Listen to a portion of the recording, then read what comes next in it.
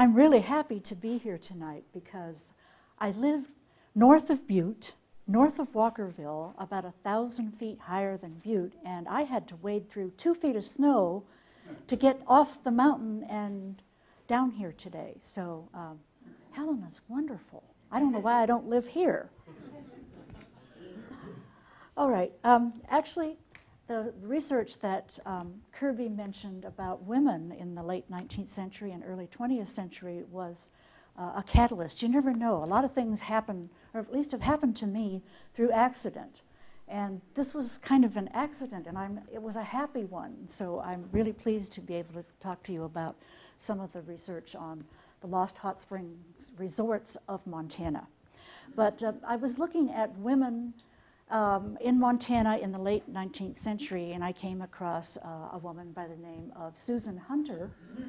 And from there, I discovered she had a husband named Dr. Hunter, and she also had springs named for her family. So I got curious and started digging around and in the archives, and this is some of the results. So how many of you know about this place off the highway, off Highway 90? It's about 20 miles east of Livingston. Some of you are nodding, and I hope that you will add to this presentation. I gave a version of it last September at the Historical Society conference and had several people come up afterwards and tell me, I remember that place, or I had a job there, or my parents took me there. So I hope you'll share those stories with me. I would love to include them in the book. And I'll give you credit, too. All right, so I'd like to begin with a little story for you. So I'd like you to take a deep breath, and I'd like you to put yourself back in 1864, a long time ago. All right, 1864. John Bozeman is coming across from the east with a wagon train of folks coming to Montana Territory. And in that wagon train is a Dr. A.J. A.J. stands for Andrew Jackson Hunter, and his wife and family. When they reach, they reach the area near Livingston, and they're about 20 miles or more from Bozeman, and they're camping at the bank of the Yellowstone River. And during that camping time, one of the people in the wagon train accidentally shoots himself on his foot with his own gun. It was an accident, and he's very badly injured. So Dr. Hunter, being a doctor, says, I'll take care of him. The rest of you go on toward Bozeman. And at that time, Bozeman was probably just a couple of shacks. It wasn't a whole lot. And so Dr. Hunter stayed, and his family stayed behind to nurse the injured man, who eventually died, unfortunately.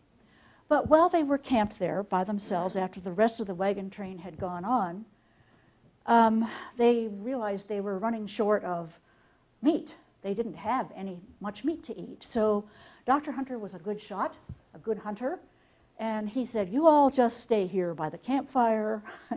I'll go out and get some dinner. And he went out deer hunting. And he hunted far and wide, probably a couple miles from where the camp was.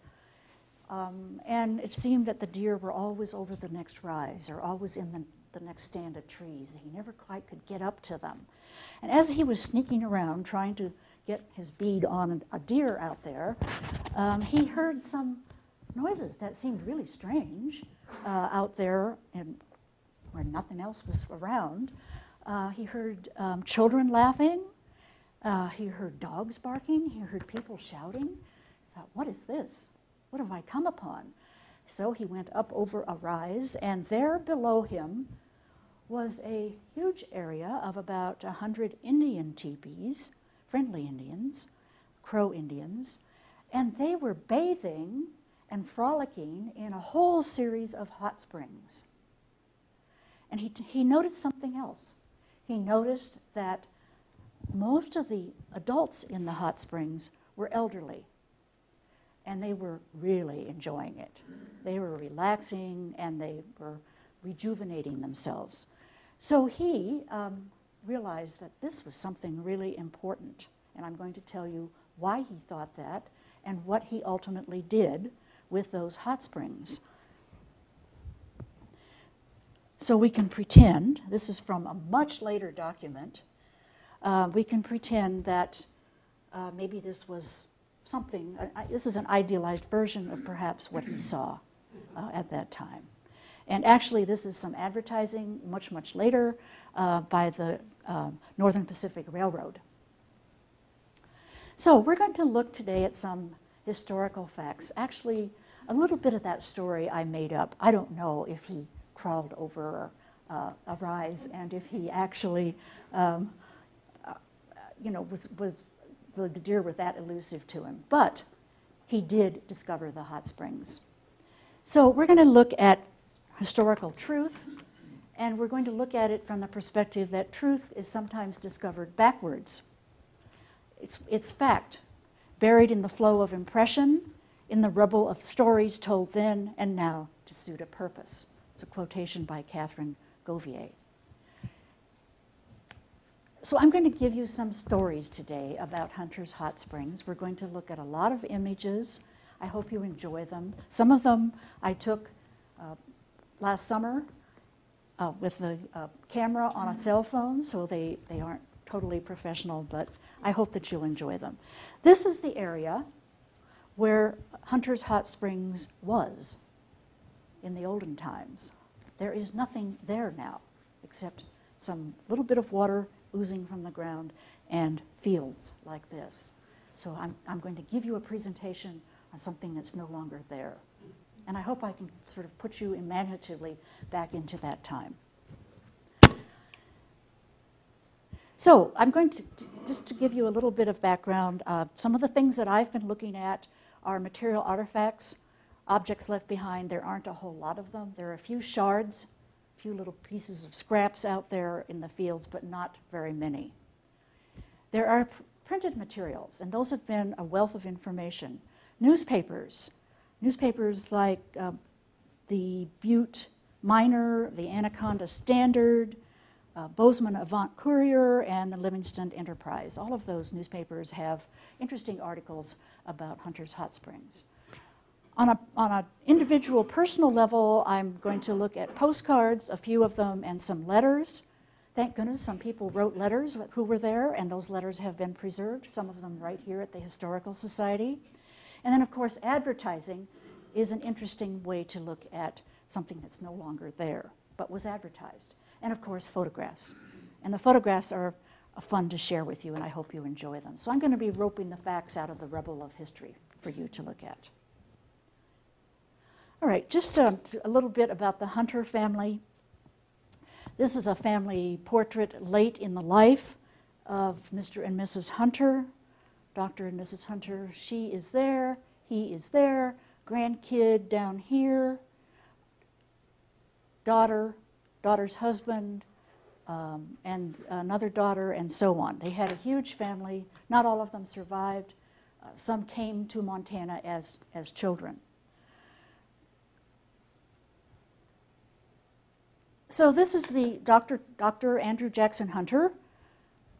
Lived from 1815 to 1894. He lived to be about 70, but his wife, Susan Murray Hunter, lived to be 94. She lived well into the 20th century.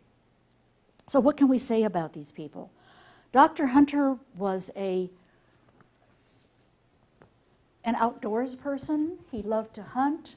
He also was a surgeon in the Civil War. And he and his wife lived in Missouri, so they had an experience of being in the southern states. He was in the southern side of the Civil War, so he had a lot of experience as in the medical field, and he also had experiences working with patients who were at hot springs in Arkansas and other places. He was moved around a lot during the Civil War, so he wasn't always home. Susan Murray was also a Southerner, and I'll just mention a little bit briefly. Probably we could do a book on each of their lives because their lives are so fascinating. She, once they were moved and lived in Montana, was very interested in her family and typical things that 19th century and early 20th century women were interested in. She comments, she's written a few commentaries about that time of her life, and she said that she felt at one point she was the only white woman on the Yellowstone River. So she had this sense of loneliness because there weren't a lot of people around. But she did have her children. She also had her garden, and she writes about seeing herds of elk crossing the Yellowstone River. At one point she said, I must have seen 5,000 elk cross the river today, in one day.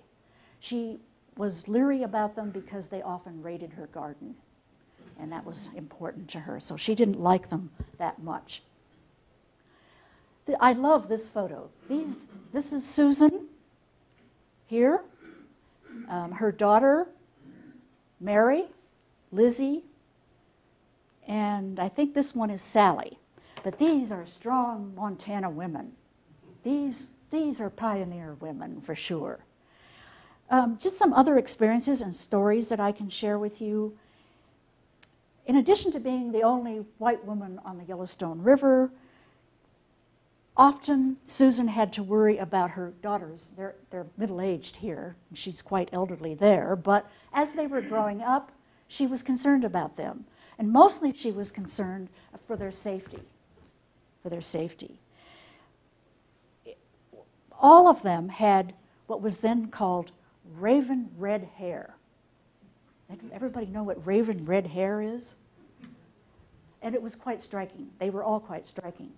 So what happened was that the local Indian tribe, the Crow Indians, became fascinated with this raven red hair and felt that it was a kind of big medicine because they hadn't seen it before.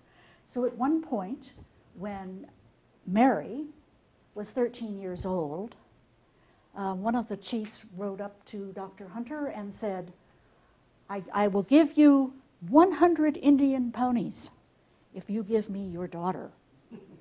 And the hunters became terrified about this, so they were living at that time in Bozeman and went back and forth to the hot springs to work on the buildings that they were putting up there. And after that moment, Mary never got to go out on the family excursions again, out to the hot springs, because they were afraid that she'd be kidnapped. So kind of interesting little story there about them. Just a little bit about what Hunter discovered. And we might question, did he really discover the hot springs? Yes, he discovered them in terms of our culture, but in terms of the Native American culture, he didn't. They knew about it and used it a long, long time before he did.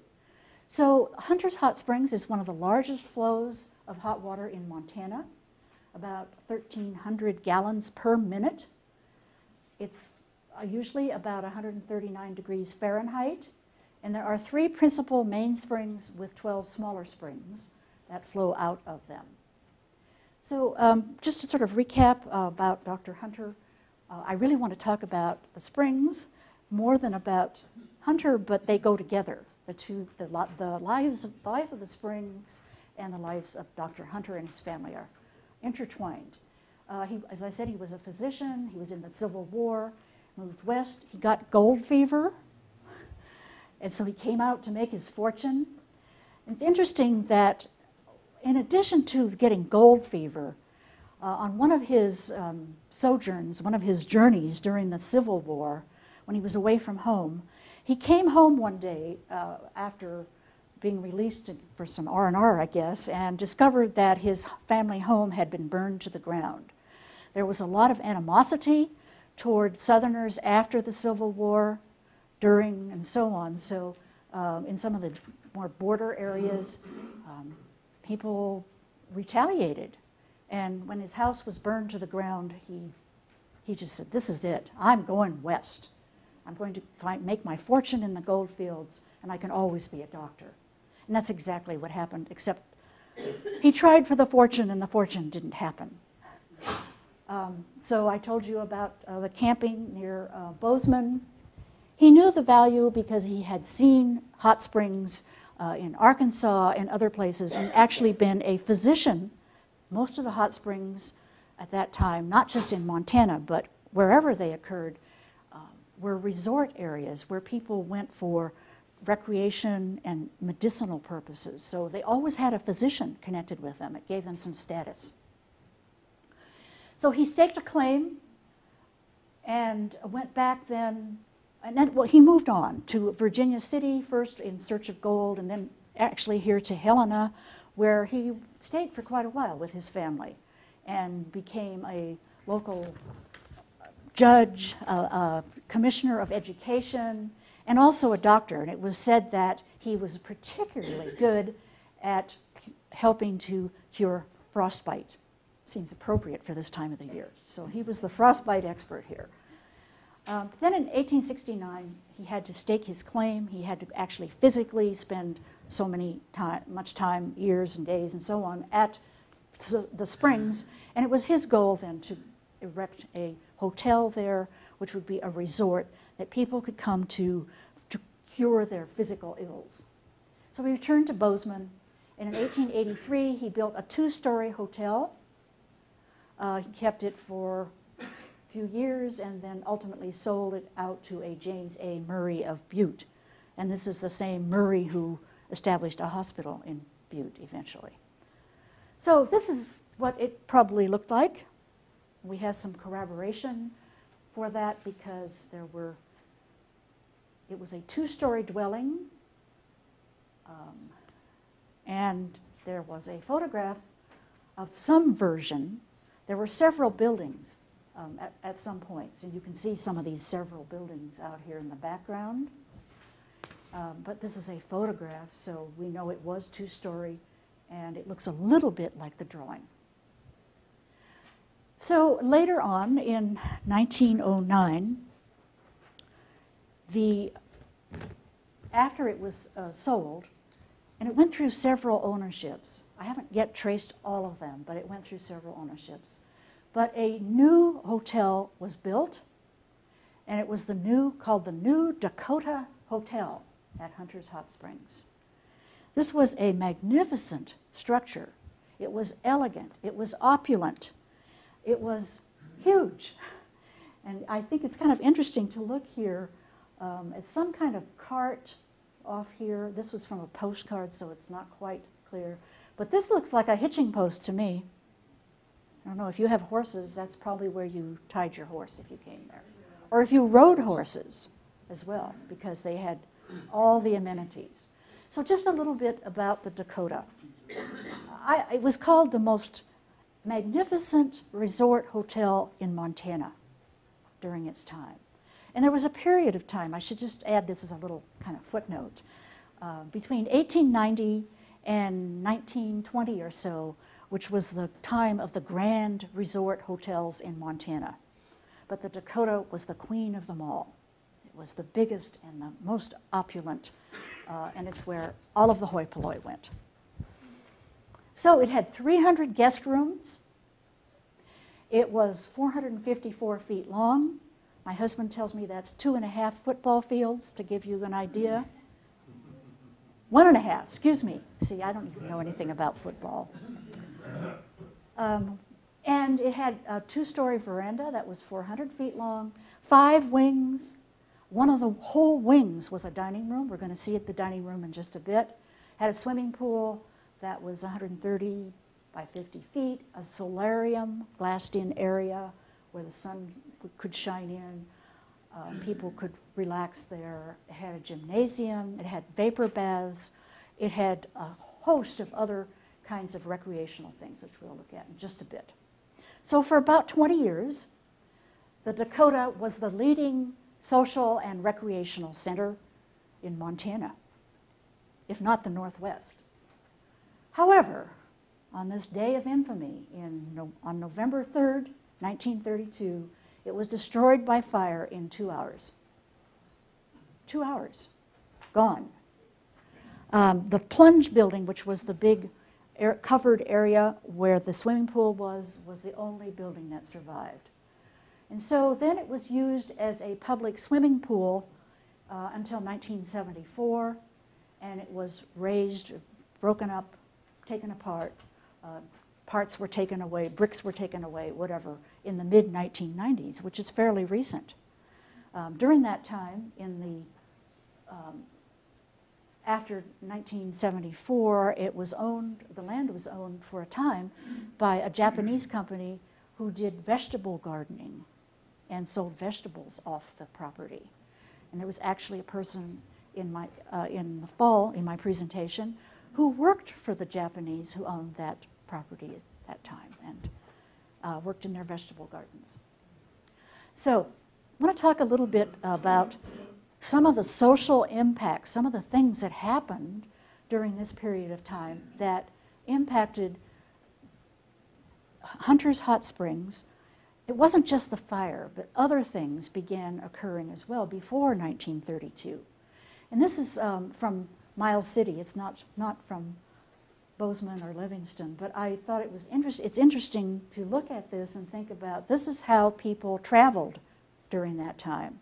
This is how they traveled. This is what they did. And the bull train on Main Street. So people, until the railroad, got around with beasts of burden, horses and oxen and so on. The railroad had a huge impact on Hunter's Hot Springs. And I've just got a few slides here about the Northern Pacific. It was the major railroad into the Yellowstone River area. These are some employees laying steel, ties in the Judith Basin area in eastern Montana. You can see how they worked along, mostly without a whole lot of mechanical. It was brawn. Railroad came in. There's a whole other side story to this that I'm still researching, but Dr. Hunter also bought land from the Northern Pacific. And if you know about the railroad during this time, many of the major railroads were given donated land by the U.S. government with the expectation that they would sell parts of the land and use the money to help build their railroads further and make more money for them. So they owned a lot of the land on either side of the railroads, and Dr. Hunter had some disagreement about where some of the boundaries were, and went on for years. Finally, it did get to court, and actually he won. He won over the railroad, which was kind of unusual for the time. This is one of my favorite photos. It's not even of Hunter's, but it has the two technologies next to each other here. We've got the train, the steam engine, and we've got the old technology over here. And I don't know, this one looks more interesting to me somehow.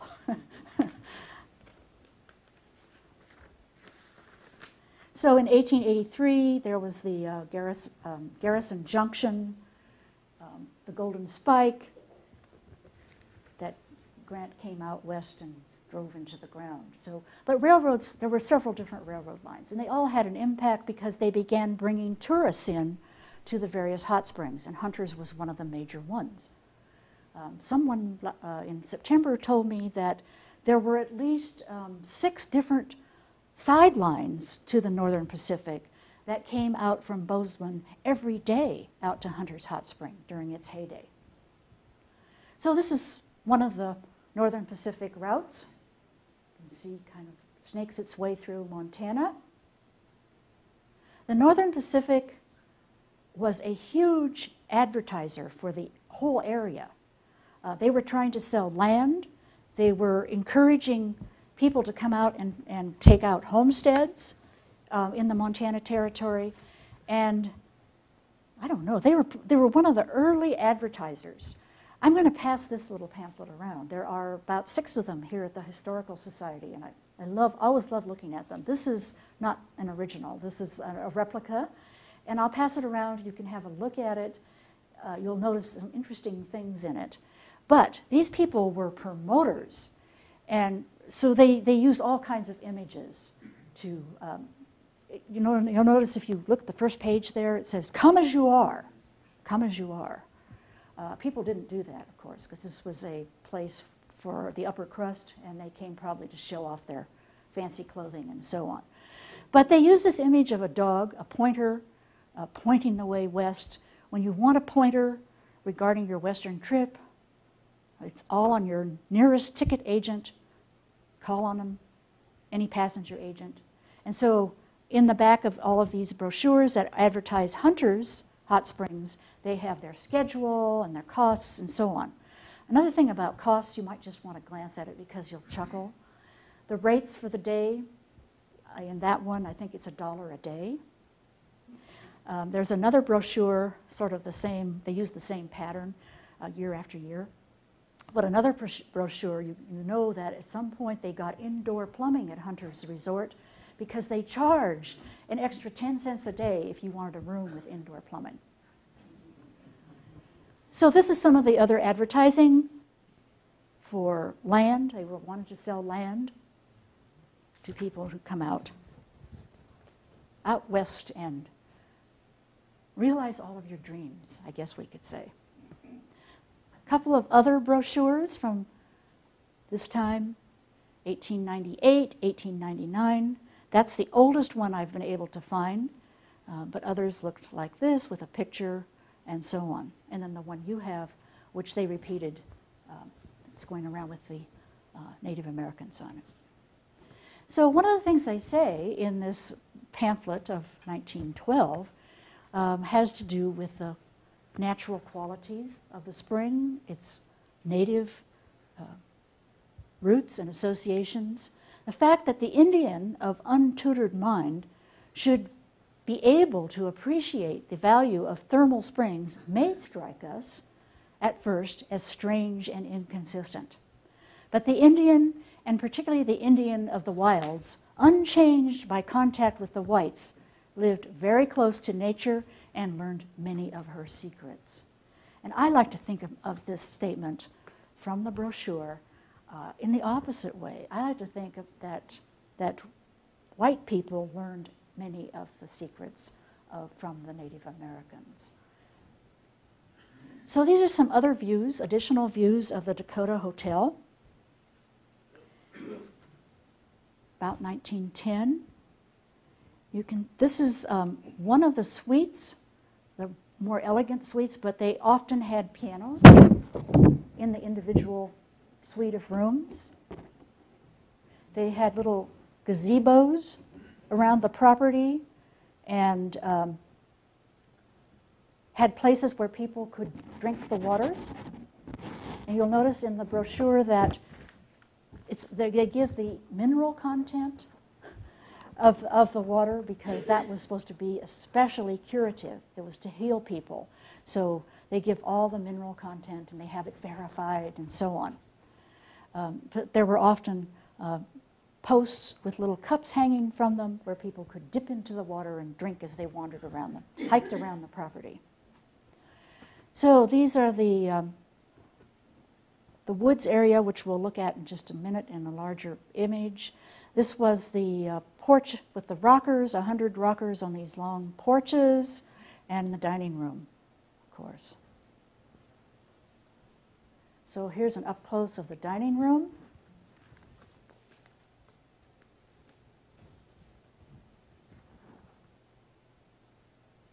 It's kind of a contradiction when you think about the fact that people came to Hunter's Hot Springs to enjoy the rigors of nature, but on the other hand, everything was very elegant and very put them at ease and in the style to which they were accustomed, I guess we could say.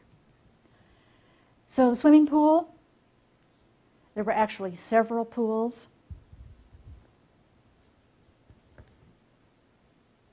The solarium, whoops, let me go back to that. The solarium with the glassed-in roof all around, places where you could sit and play cards or whatever, and another view of the lobby.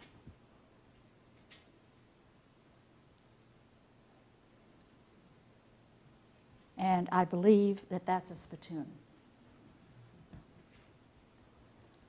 Another one. I just spotted another one I hadn't even noticed over there. I guess every chair had a spittoon.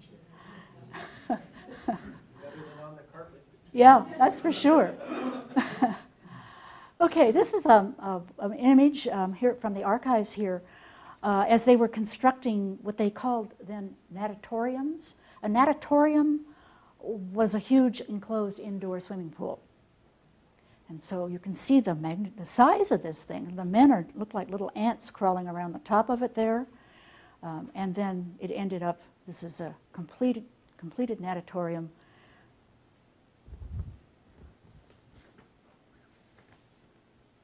Okay. Well, the original is fuzzy on this, but I wanted to put this in here because I wanted to make a couple of comments about something called the California mission style, or sometimes called the Moorish style. And this is a style of architecture that was used in constructing the Dakota Hotel. And it is comprised of not only this sort of opulent style, but has some distinguishing characteristics, lots of arches, kind of a stucco exterior, it's sometimes called the Moorish style. So there are arches and little alcoves where people can get together and socialize. And in fact, this one was called the Moorish Alcove. You can see all the fancy people sitting there with their hats on and long dresses and suits and so on.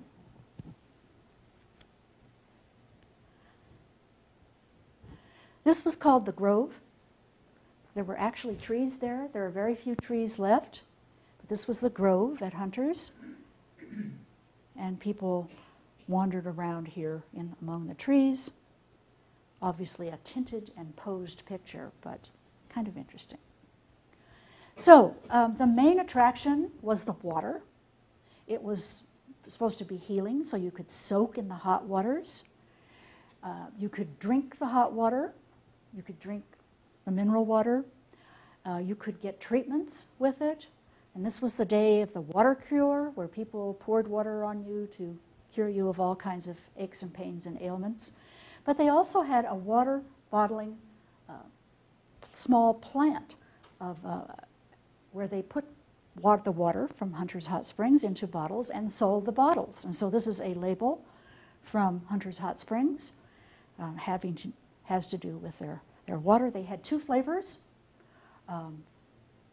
They had plain and lemon, so you could get either flavor, whichever one struck your fancy. However, water wasn't the only thing that people drank at Hunter's Hot Springs. And this had an impact not just on the economy of the area, but also a later impact with Prohibition coming along. And suddenly they couldn't serve drinks at their bar. But this is a token, a bar token. If you want to buy it today, it costs $325. It's an antique, if you collect that sort of thing. So there's a story about a gentleman who was at the Hunter's Hot Springs bar, having drinks with his buddies, and this actually is in one of the newspapers of the time. So I don't know, they reported all sorts of things in the newspapers that we wouldn't bat an eye at today, but some of these things appeared in newspapers. So this story did. And what happened was he got drunker and drunker as the evening went on, and his two drinking buddies just, kind of gave up on him. He was really bad off. So he left. He left finally because he was not interested in talking to them anymore. And what happened when he left was that he walked out of the bar and went just across the roadway there and fell into one of the small pools called a plunge. He actually plunged into the plunge. And he didn't come back for quite a while. I guess he was climbing out of the plunge. He finally did come back to the bar, and his two drinking buddies looked at him, and he was soaking wet. And they said, is everything okay? Are you all right? What's happened to you? He says, I'm fine. And they kept pushing him. What's wrong?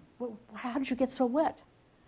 And so finally he said, I don't know about you, but I don't recommend going outside at all because it's raining like hell out there. So that's a story from Hunter's Bar. Another little blurry picture, but you can see some of the mission and the Moorish, interchangeable terms, by the way. You can see some of the lavish architecture.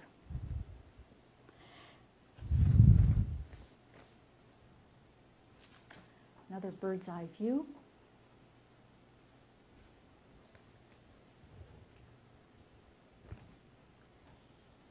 This is the older building, and people did send postcards during those times. The interesting thing about Hunter's Hot Springs and about many of these large resorts during the time is that they were like little communities. They raised their own beef. They had chickens. They raised their own vegetables. So they were kind of self-sufficient. They didn't have to bring in a whole lot of things. So these are the cows and the dairy. They also had tennis courts and golf courses. There was hiking, horseback riding. In 1914, the state tennis championship was held at Hunter's Hot Springs. A lot of sort of public, significant events were held there. And back to the original purpose of hot springs, Dr. Hunter apparently saw the value, not only for his patients, but also monetarily for himself. So the brochures claim that the waters of Hunter's Hot Springs had produced 40 years of cures, and these were the cures they listed. And the ones with the asterisk took 2 to 3 weeks or less. Rheumatism, arthritis, stomach disorders, chronic constipation, liver and kidney disease, sciatica, and skin diseases. I mean, if anything wrong with you, you could go there and it would probably cure you. So I want to show you just a few postcards, images of postcards from Hunter's Hot Springs.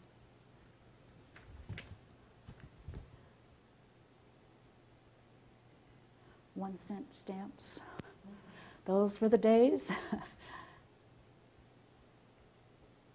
This is a letterhead, and this was on my title slide.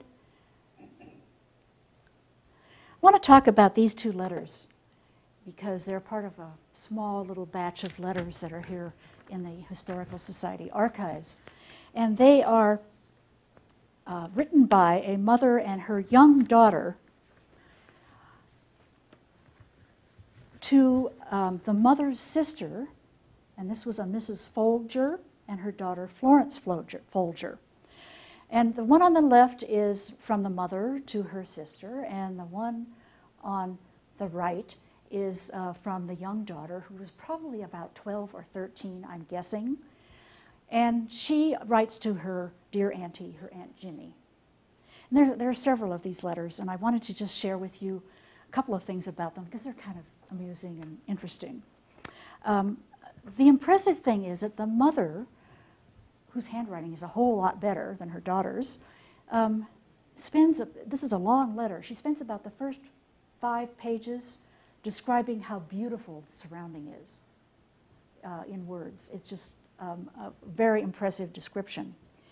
And she also mentions, and by the way, this family must have been there, at least the mother and daughter, for a whole summer. At $1 a day, they could probably afford it, although money was different then. But the letters span from June into August. So they were probably there for the whole summer. So the mother comments, after her long description of the great beauties of the resort and the countryside and the crazy mountains and the fields and so on, she goes on to say, I slept and this is a quote from the letter, "I slept 2 hours yesterday afternoon. In fact, I have a nap usually every day. I don't intend to wear out if I can help it. I was pretty busy this past winter, though, and am glad of the rest I'm having." And then she comments about her interest, or she notices that they do some strange things with the laundry at Hunter's Resort. I don't know how many of you grew up with mothers, usually it was mothers, who ironed the sheets. Well, she was one of those mothers who ironed the sheets. So she points this out. She says to her sister, "They have a Chinese hand laundry here, and the sheets, towels, and pillow slips are just folded from the line, not ironed at all. Better try it sometime when you need your time and strength more than frills, when you need it more than frills." So I'd like to skip forward to Florence's letter, which is pretty typical of a young teenager. She's bored to death at Hunter's Hot Springs. Her mother's extolling the great beauties and all the rest and so on, but she is bored. She says, and she obviously, you'll see this as I read from some of her comments, her mother has told her she has to write this letter to her Aunt Ginny, and she even made her do it twice because the first one was too sloppy. All right? So she says to Aunt Ginny, "I think I've said enough about embroidery." So her mother was making her learn, young ladies of the time learn to do embroidery. "So I will write about something else if I can think of anything." They obviously had a phonograph, the old kind, that this kind. The phonograph goes most all of the time, and it makes me tired. They have about 10 new pieces that they play over and over and over until everybody gets tired of them. But even then, they don't stop, but keep on playing those old things. I would like to have heard some of the older ones over again. And then she has lots of PSs at the end. She says, "P.S. Please excuse writing, blots, etc." But the other letter was so much worse, I had to copy it. "With piles of love for Uncle and 1,000 kisses for you, I am your loving niece, Florence Folger." And then she has yet another PS. "P.S. This is quite a long letter for me, don't you think? Excuse incorrect language, FF." So that kind of gives one an insight into the human level of the people who were there and who were enjoying all the fruits of Hunter's Hot Springs. I can't leave the olden days without mentioning this photograph. This is known as the most unique photo ever taken. And it's created a lot of controversy among historians. So if you look closely, you will see that this is a group of men, presumably on the porch of one of the old buildings at the hot springs. But if you look closely, you'll see that they're labeled and that they have interesting names. Wyatt Earp. Teddy Roosevelt is the one over here. Doc Holliday, I think, is right up there behind him. Butch Cassidy, the Sundance Kid. Bert Masterson, and Liver-Eaton Johnston, and so on and so on. Well, this happens to be a hoax, unfortunately. These were local yokels, local citizens who kind of looked like these folks that they portrayed, but they weren't. And so their real names are on this slide. And a lot of historians have done research, and people have made claims, and there's even been a novel written about this particular picture. It's called, and the theory of the novel, fiction, is that Teddy Roosevelt, who was a photography nut, liked photography, took the photo, and it was on a timed release, and he ran over here and sat down really quickly so he could be in the photo too. But what we know is that some of these figures, if all of these people had gotten together, they weren't the right age. Some of them would have been 13 and so on. They weren't the right age, although they looked like the older versions of these folks. So maybe you'll crack the mystery, but it's still kind of a mystery, and people love to talk about it. So there it is. All right, this last item is the sheep drive on a postcard, and it's through the town. I had a woman tell me that they just had their sheep drive, and they still have them today, and that they drive the sheep right down Main Street. And we're going to look at Main Street the way it is today, but this is the way it looked then. So there they are, trotting along. Town of Springdale, which is about a mile or so from the hot springs. So we're going to look at some photos now of Springdale today, the hot springs today. There is a street named for Dr. Hunter. This is the main street where the sheep were running, where they ran just last fall again. Pretty small town. Springdale School. I'm a teacher, so I always gravitate to schools. Couldn't resist this one. Looks like a one-room schoolhouse. It looks to be, I peered in the windows, looks to be operational still.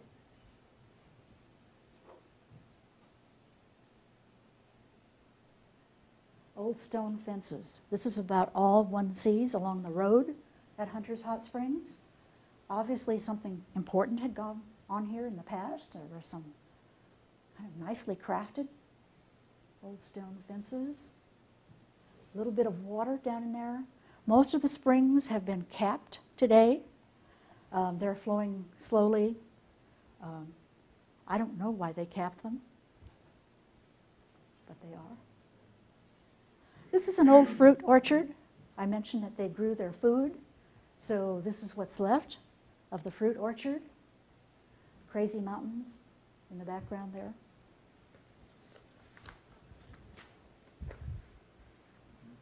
But this is the main thing that you see. If you go off the highway, just about a mile, actually Springdale you can see from the highway. It's right there. If you go off the highway and go about a mile beyond Springdale, you run into fences and no trespassing signs. Some more views of some of the culverts. A little bit of the foundational, but this looks more like a culvert kind of thing. There's water in there as well.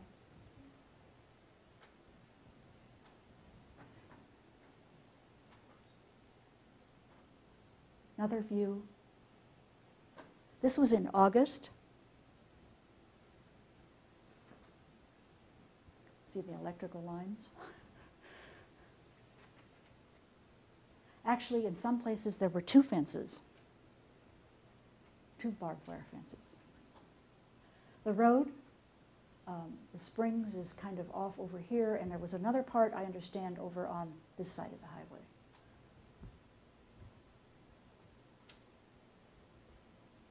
More of today. This, I believe, this is in the Yellowstone River, going out this way toward the hot springs. I think it's the remnants of a bridge. Am I right, those of you who know the area? Shot up signs, bullet holes in them, fishing access, the Yellowstone River, more no trespassing. And here you can see the two, here's the old stone fence, and here's the new modern barbed wire fence, along with, it's fortified with wood. So they really don't want you in there. But there's nothing there, that's it, right there. That might have, actually now that I look at this again, this might be the grove where they were wandering around in the trees. Or it could have been down here further.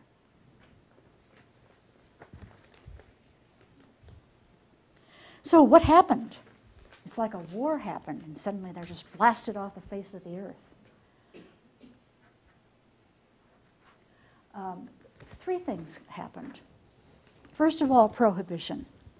So the people who wanted to have a good time by coming out to Hunter's Hot Springs and spending their time in the bar couldn't do it anymore. At least they couldn't do it overtly and legally.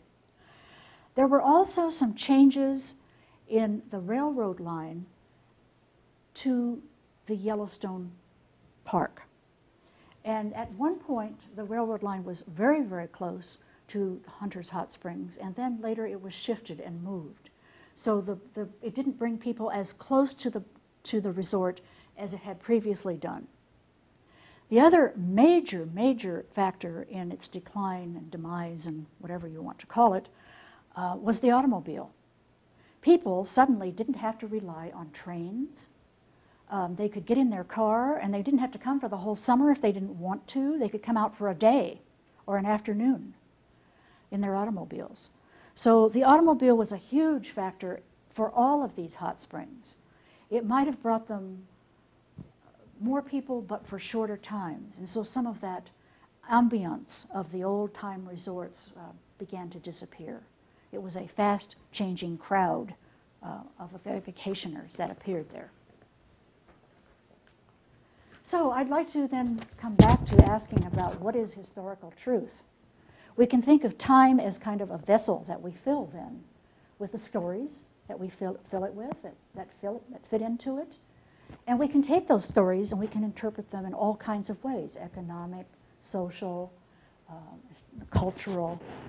But we always, when we're doing history, I think we construct stories that are meaningful, perhaps, or significant in some way. So I would like to, in concluding, give thanks to the Montana Historical Society Research Center, the Photograph Archives folks who were really kind to me, MSU, and a gentleman I have not met yet. I hope to meet him, but he has been emailing me with all kinds of photos. In fact, some of these photos I got from him. Has an interest in Dr. Murray of Butte, who bought the hot springs and financed the Dakota Hotel.